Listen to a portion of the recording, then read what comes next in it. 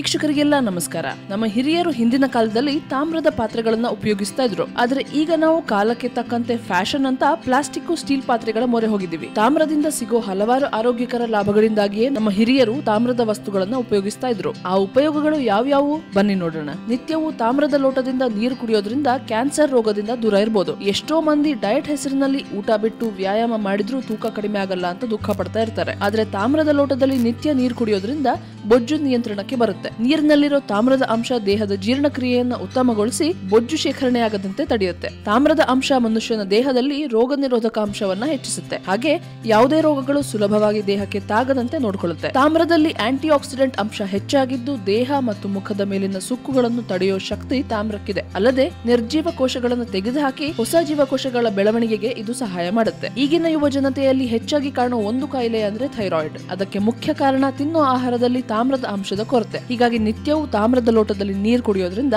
ದೇಹಕ್ಕೆ ಅಗತ್ಯವಾದ ತಾಮ್ರದ ಅಂಶ ದೇಹಕ್ಕೆ ಸೇರುತ್ತೆ. ಈ ಮೂಲಕ ಥೈರಾಯ್ಡ್ ಸಮಸ್ಯೆಯ ಪರಿಹಾರಕ್ಕೆ ನೆರವಾಗುತ್ತೆ ಅಂತ ತಿಳಿದು ಬಂದಿದೆ. ತಾಮ್ರದ ಲೋಟದಲ್ಲಿ ನೀರು ಕುಡಿಯೋದ್ರಿಂದ ಅದರಲ್ಲಿರೋ ಆಂಟಿ ಆಕ್ಸಿಡೆಂಟ್ ಅಂಶ ದೇಹವನ್ನ ಸದಾಕಾಲ ಚಟುವಟಿಕೆಯಿಂದ ಇರುವಂತೆ ನೋಡ್ಕೊಳ್ಳುತ್ತೆ. ಹಾಗೂ ಇದರಿಂದ ರಕ್ತಹೀನತೆ ಸಮಸ್ಯೆ ಕೂಡ ದೂರ ಆಗುತ್ತೆ ಅಂತ ಹೇಳಲಾಗಿದೆ. ನಿಮ್ಗೆ ಇವತ್ತಿನ ಈ ಟಿಪ್ಸ್ ಇಷ್ಟ ಆಗಿದ್ರೆ ಲೈಕ್ ಮಾಡಿ, ಕಮೆಂಟ್ ಮಾಡಿ, ಶೇರ್ ಮಾಡಿ. ನಮ್ಮನೆ ಡಾಕ್ಟರ್ಗೆ ಸಬ್ಸ್ಕ್ರೈಬ್ ಮಾಡಿ.